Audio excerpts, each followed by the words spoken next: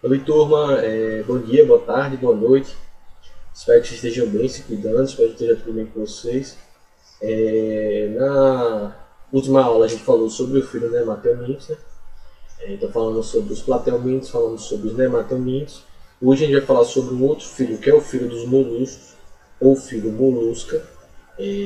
Se vocês tiverem alguma dúvida das aulas anteriores, entrem em contato comigo, certo, gente? Eu respondo as dúvidas de vocês, não se acante com relação a isso, não. Então vamos começar a falar sobre o filo molusca, né? O filo molusca, esse termo molusca, ele vem de mole, né? São os animais de corpo mole, por assim dizer, né? Ele é o segundo maior do reino Animalia, né? Em número de espécies, ele está lá mais de 150 mil espécies já descritas, ficando atrás apenas do filo dos artrópodes, nesse quesito no número de representantes. Né? Ele reúne animais, como eu falei, com animais com corpo de consistência macia, né, mole, e de forma geral, né, protegidos por uma concha calcária. Né? Nem todos eles vão apresentar concha calcária, como a gente viu, e eles vão variar, né? Mas é que se vocês pegarem aqui no exemplo do caracol, né, daqui da ostra, né, do chururu, eles vão apresentar essa concha calcária. Tem alguns que têm a concha externa, tem alguns que não vão ter concha, né? A maioria das espécies ela vive no mar, principalmente em águas rasas, né? Ao longo do litoral da costa, né? Mas existe também aqueles que vivem em água doce e alguns que vivem em terra firme, né? Mas a maioria deles é marinha, né? Os moluscos que são mais conhecidos são os que já conhecem, as ostras, mexilhões, caramujo, lesma, caracóis, lula e os polvos, né? Na época lá de Linneu, né, o cara lá que descreveu os animais, que inventou a forma como ele dá o nome aos animais, os moluscos eles eram reunidos com outros invertebrados, né? Alguns iam parar junto com as minhocas, outros com os nematóides, sobre a descrição de vermes, né? Estavam todos agrupados como vermes. O termo molusco ele foi utilizado pela primeira vez, né? Por um zoólogo, um cientista que estuda os animais, francês, Cuvier, para se referir a lulas e a sépias, né? Que mais tarde, posteriormente, né, esse termo molusco ele foi agregado para todos os outros organismos do grupo, né? Isso envolvendo os gastrópodes e os bivalves, que é o caso do caracol e da ostra, né? Por apresentarem concha, né, essa estrutura que é capaz de resistir à degradação e se preserva ao longo do tempo, né? Os moluscos eles deixaram um registro fóssil bastante expressivo, né? As conchas deles são bem marcantes, né?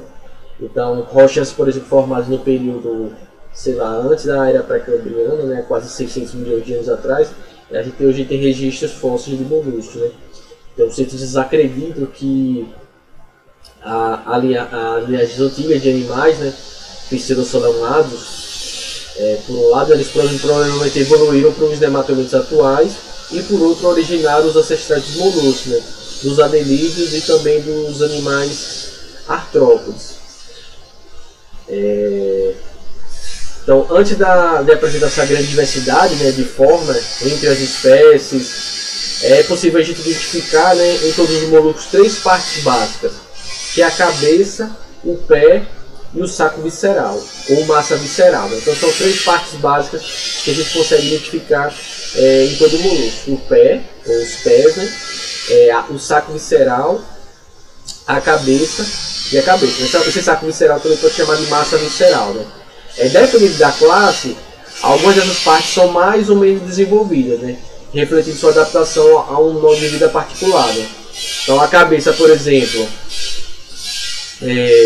ela é desenvolvida nos gastrópodes, né, como os caramujos e caracóis, e nas lulas e nos polvos, né, que são o que chamam de cefalópodes, e reduzida ou praticamente inexistente nos bivalves, que são as ostrinhas aí.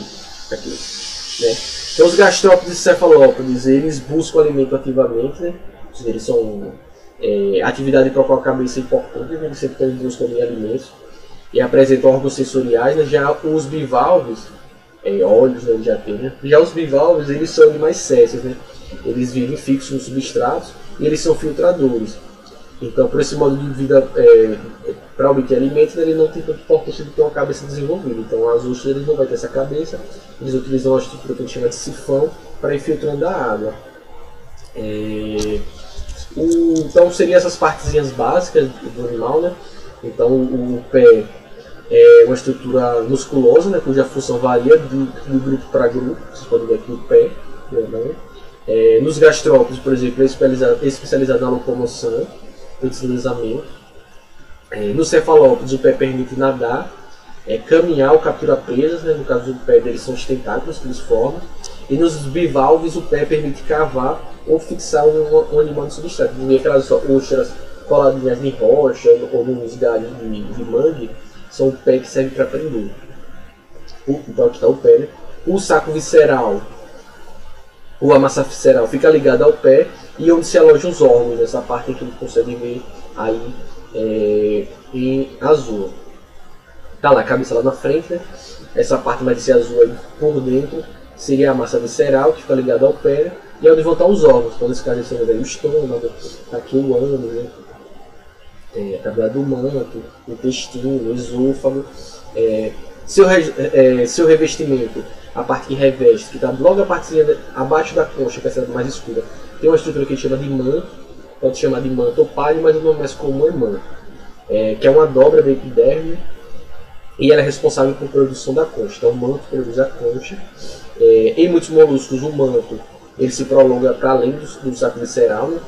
Formando o que a gente chama de uma cavidade do manto, que é essa cavidade aqui atrás, essa cavidadezinha, onde se abre o ânus e os poros excretores dos seres vivos, né? desses animais. Eles são animais que têm simetria, a maioria deles é simetria bilateral, eles são triblásticos e eles são celomados. A gente já apresentou a cavidade celomada, a partir deles a gente já tem o celoma. E por enquanto é isso. Então a gente tem quais são as classes dos moluscos, né? Aí eles são protostômos, né? Então a boca dá origem, o blastópodo dá origem à boca, e nesse caso deles eles já vão apresentar antes e o ânus surge depois. Então a presença e a forma da concha, né? Classe dos moluscos, né?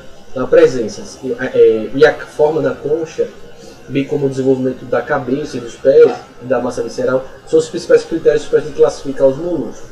Então a gente classifica eles pela presença e formato da concha e também como desenvolvimento dessas partes básicas, cabeça, pé e massa visceral. Então a gente tem 7 classes principais, né? Que a gente vai falar um pouquinho agora de cada uma delas. Temos a classe Aplacófora, que reúne moluscos pouco conhecidos. Eles são sem concha, daí vem esse termo Aplacófora, esse A é de não, então eles não têm concha. Eles são pequenininhos, né? Eles podem medir 2,5 cm, né? E se assemelham a pequenos vermes que são, a gente pode encontrar eles em ambientes marinhos. A gente tem mais ou menos 320 espécies descritas, algumas são classificações recentes, né? Mas se acredita que mais para frente esse Aplacófora pode se desmembrar em 2 outros grupos, né? Que são os Caudophoveatas e os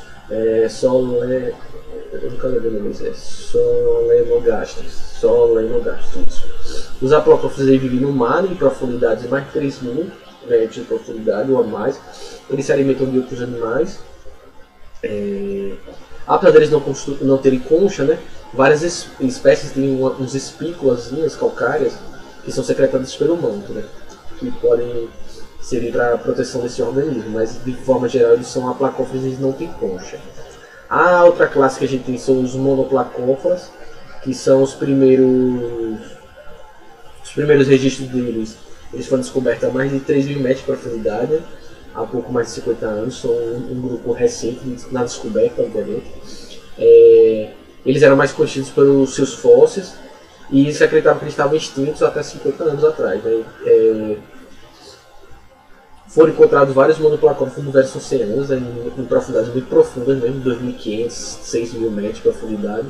E esse termo monoplacófora ele deriva justamente do fato que esses animais eles apresentam uma concha em uma forma de placa, ou seja, como se fosse uma única placazinha, né? que recobre todo o corpo deste animal. Então, como se fosse uma única concha cobrindo todo o corpo do animal, formando uma única placa. Por isso que chama de monoplacófora, né? Seria essa concha simples, única. A outra classe que a gente tem são esses bichinhos bem bonitinhos aí, que são os poliplacóforas. Que é esse bichinho aí que é o quilona, que é o mais comum. Eles são moluscos que são pequenininhos, né? Com poucos centímetros de comprimento. E eles vivem exclusivamente no mar, em ambiente marinho, de água salgada, né? O nome da placa se refere ao fato da concha desses moluscos ser formada por 8 placas, né, encaixadas uma sobre a outra no bolso, né, só na parte das costas deles. Então a gente vai ter esses contatos aí 1, 2, 3, 4, 5, 6, 7, 8 placas, certo? Então a gente chama de poliplacófora. Só vai estar encaixada na parte dorsal, na parte de trás, né. O pé deles é bastante desenvolvido, né, e permite que esse animal ele rasteje bastante sobre as rochas no submerso, né, nessas regiões litorâneas. Então tem essa concha só revestida na parte de trás, separado nessas 8 placas. O outro filo que nós temos, outra classe que nós temos são escafópodos. Os escafópodos são moluscos que são exclusivamente marinhos também, assim como os poliplacóforos.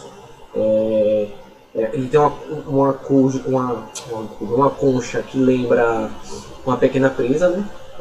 Então parece, a gente se encontra muito na areia na praia, parece um dentezinho.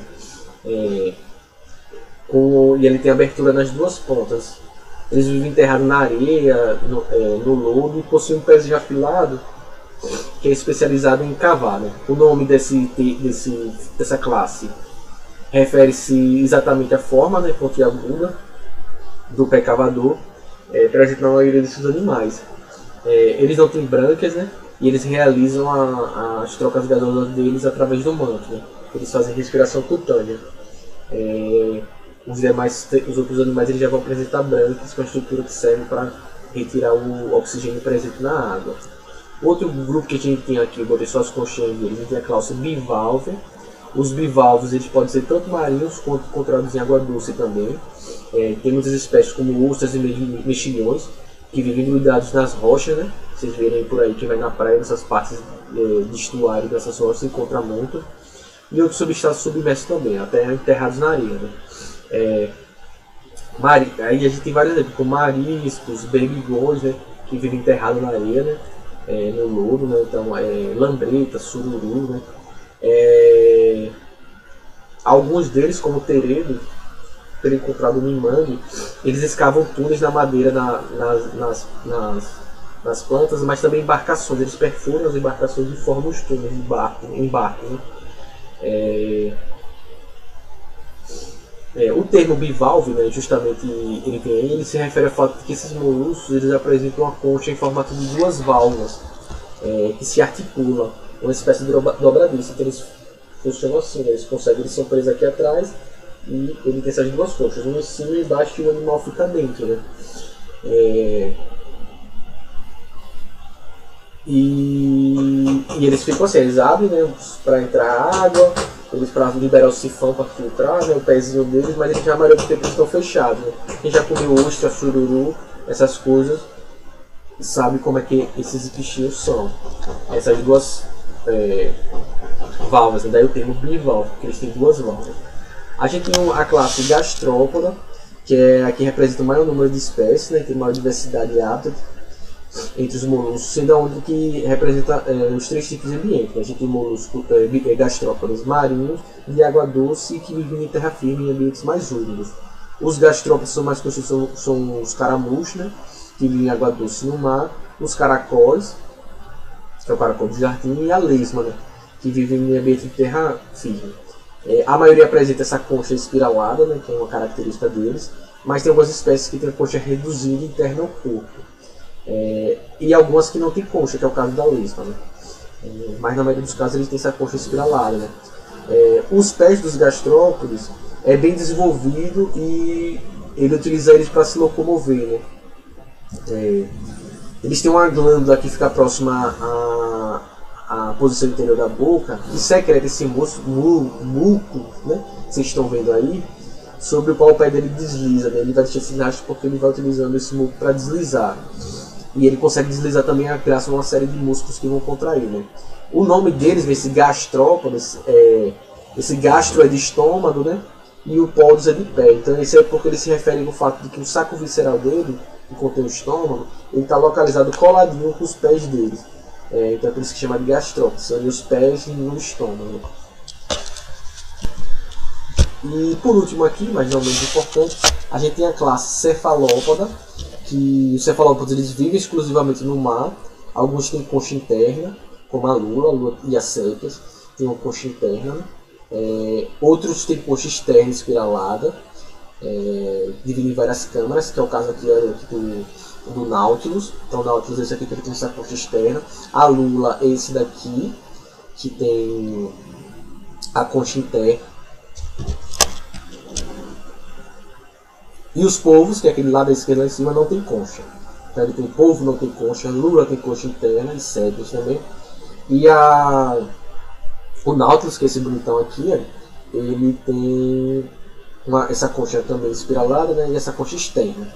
O nome da classe cefalópode vem justamente ao fato que esses moluscos eles apresentam na cabeça, ligado diretamente aos pés, e o qual esses pés deles são muito desenvolvidos, né, e apresentam esses tentáculos, né. Então por isso que cefalópodes seriam os pés na cabeça, enquanto os gastrópodes eram os pés no estômago, os cefalópodes são os pés ligados na cabeça. Então esses tentáculos fortes, musculosos, com essas ventosas adesivas, né, que são utilizadas na locomoção e na captura dessas presas, né, assim, eles podem capturar essas presas e capturar eles, utilizam esses tentáculos, eles são predadores bem eficazes, né. Muitos cefalópodes eles apresentam células na epiderme deles, na pele dele, que a gente chama de cromatóforos. Esses cromatóforos eles permitem que eles mudem de cor, e aí eles conseguem se camuflar no ambiente, né? Então vocês já viram vídeos de polvos, né, que vão alterando a cor, e graças a essas células que eles têm na pele, que chamam de cromatóforos. E aí ele torna eles para eles se camuflarem e se esconderem de predadores e das presas que eles querem capturar, né? Ainda como mecanismo de defesa, os polvos, lulas e sépias, eles têm dentro deles uma bolsa de tinta, né, que contém um pigmento bem escuro, negro, né, que elimina em situações de perigo. Em situações de perigo eles liberam essa tinta para fugir dos predadores, né. Então a tinta na água forma uma cortina que cobre, que aí o predador não consegue ver eles e eles conseguem se picar, né. No passado, né, a tinta do cefaloptera foi muito utilizada principalmente pelos chineses para fazer escritas e pintura, né. Então aí os 7 principais grupos deles, né. Vamos falar um pouquinho da anatomia e da fisiologia dos moluscos de forma geral, certo? Então, como eu falei, os moluscos eles têm simetria bilateral, eles são triblásteos e possuem celoma, que é uma novidade evolutiva em relação aos nematelmintos. Os nematelmintos eram pseudocelomados, então vai surgir aqui o celoma, né? O revestimento corporal deles vai ter a concha, né? Então, o corpo dos moluscos ele é revestido, né, por uma epiderme, né, que é rica em glândulas, né? Então ele tem esse revestimento epidérmico, que reveste a pele dele, e além de algumas glândulas que produzem alguns mucos, né, como a gente já viu no gastrópodes para se deslocar, a maioria das espécies apresentam glândulas epidérmicas responsáveis pela fabricação da concha. Essa estrutura resistente, né, a concha que protege o animal e da sustentação esquelética ao animal, né. Os animais que têm a concha, essa concha também funciona como um esqueleto. A concha, na maioria dos moluscos, é constituída, né, é formada, né, por carbonato de cálcio, né, e possui 3 camadas principais, né. A camada mais interna, que está em contato com a epiderme, né, que é secretor, né, que é chamada de nacar, seria essa camada nacarada. Tem esses aspectos mais lisos. A gente tem essa camada prismática, são 3 camadas, certo? A camada prismática, que é formada por cristais de carbonato de cálcio, né? E a gente também tem o periostrato, né? Que seria, ela é mais constituição por matéria orgânica, né? E ela protege o calcário da concha, evita que ele seja dissolvido com a acidez da água do mar. Então tem essa camadazinha mais estreita. Então a gente vai ter a camada nacarada, que está juntinho aqui da epiderme do manto, que é essa substância que é essa estrutura da epiderme que produz a concha. A gente tem a camada prismática, que é essa camada formada pelos cristais de carbonato de cálcio, e mais externamente a gente tem essa camada de periostrato, que vai ter essa matéria orgânica que impede a dissolução da concha, certo? Então certas espécies de ostras elas podem formar pérolas também, né? Isso pode se conhecer, né? Uma pérola, na verdade, ela se origina com um objeto estranho que como uma larva que pode entrar no animal, ou um grão de areia, e que ela fica entre o manto e a concha. E essa partícula estranha ela vai ser englobada, né, pelo manto, vai ser envolta pela camada de células epidérmicas, que vão secretando inúmeras camadas na carne. Então ela vai cair aqui entre a concha e o manto, ela vai ser invaginada pelo manto, e essa invaginação vai começar a liberar camada nacarada, né, que chama de nacar também, e vai formar aí a pérola. No sistema digestório, nos moluscos, o sistema digestório deles é completo. Ou seja, eles têm um tubo que começa na boca e termina no ânus. Então eles vão apresentar sistema digestório completo, né? Então ao longo do seu comprimento, o tubo digestório apresenta diversas especializações. Cavidade bucal, estômago, esôfago, estômago e intestino. Aqui, aí fica melhor para vocês verem. Então eles têm a boca, faringe, esôfago, estômago, intestino e o ânus, né? No cefalópodes, o deslocamento de alimento pelo tubo digestório ele se dá por contrações, né? Vai ter os movimentos peristálticos que no nosso corpo que vai empurrar esse alimento, né, ao longo do tubo digestório. Diversas glândulas anexas elas fazem parte do sistema digestório desses moluscos. Na cavidade bucal a gente tem glândulas salivares que secretam o muco sobre o alimento. Algumas espécies possuem bolsas no esôfago que secretam enzimas digestórias. No estômago a gente tem as glândulas, várias glândulas digestórias que vão digerir esse alimento, além de secretar uma série de enzimas. Essas glândulas também podem atuar como locais que armazenam a proteína desses animais, né? Eles têm um pâncreas, né, que tem funções parecidas com o do fígado dos vertebrados. E aí eles têm o que a gente chama de hepatopâncreas, né, que vão ser hepatopâncreas seria uma fusão entre pâncreas, que produzem enzimas digestórias e produzir substâncias que funcionam parecido com o fígado. Então eles têm esse hepatopâncreas, né? Então, com exceção dos bivalves, que filtram partículas de alimentos diretamente da água, a parte dos sifões, né, que são um canudinho que sai, todos os outros animais moluscos eles são dotados de uma língua que serve para ralar, que a gente chama de rádula. Vocês estão vendo ali nesse esquema a rádula. Então nessa aqui maior, então você tem a rádula celular e tem na boca tem essa rádula, que é como se fosse uma língua cheia de dentes. Então essa é uma estrutura que ela tem esse formato de fita, né? E ela tem vários pequenos dentes afiados, né? Que são formados por uma substância que a gente chama de quitina. E eles vão passando essa língua no substrato, por exemplo, os gastrópodes, e vão ralando o substrato, conseguindo capturar pequenas partículas, e aí vão impulsionando esse alimento até o esôfago, que vai continuar esse processo. Então eles vão ralando e vão fazendo isso, né?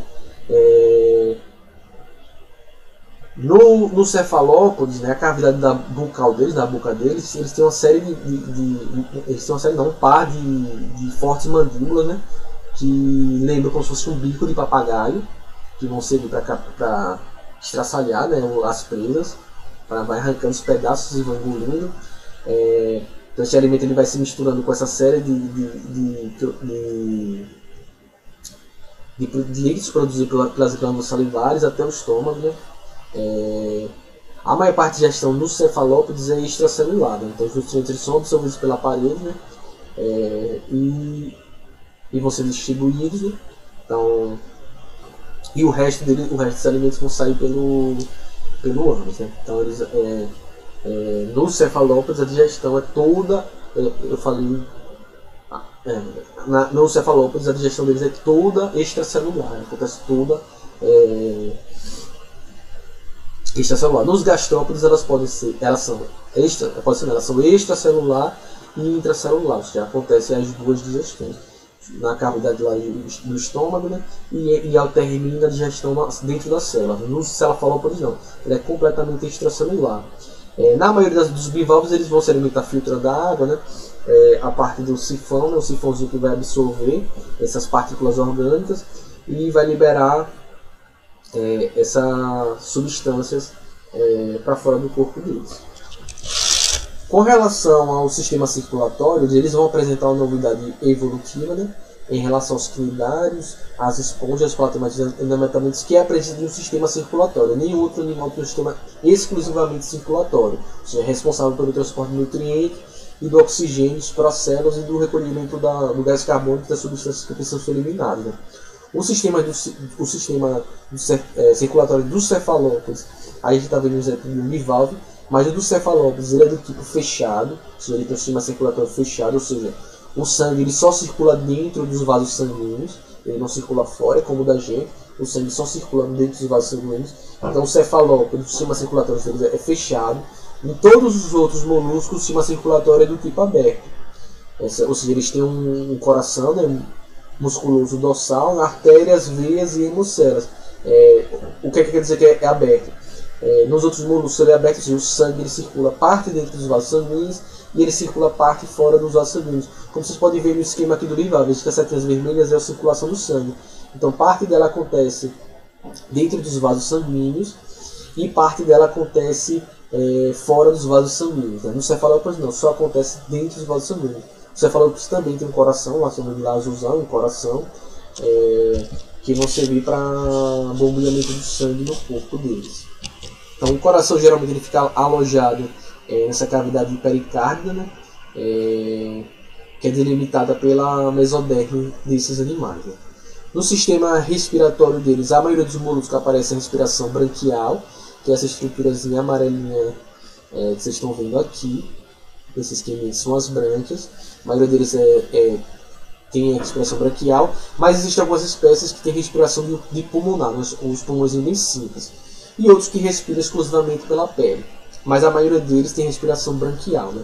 As brânquias se localizam nessa cavidade do manto, como a gente viu aqui, e essa estrutura aí, grandona aí, amarela que vocês estão vendo aí, as brânquias. Né? Os cefalópodes não, nos cefalópodes a gente tem uma série de cílios, né, que tem nas brânquias do cefalópodes, mas eles têm, de forma geral, a respiração deles é branquial. Eles precisam saber, os detalhezinhos não é tão importante.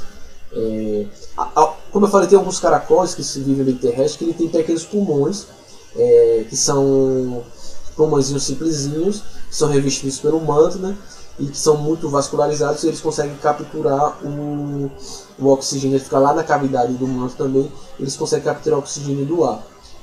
Mas a grande maioria deles a respiração é branquial. Né? A excreção deles é feita a partir de um par, né, de dois metanefrídeos, que as aberturas deles eles vão lançar as excreções na cavidade pericárdia, e que é eliminada por uma série de poros excretores que se abrem na cavidade do manto. Então os metanefrídeos são essas estruturas, esse saco verde aí, eles têm dois, que eles vão servir para filtrar o sangue e eliminar as substâncias tóxicas do corpo deles.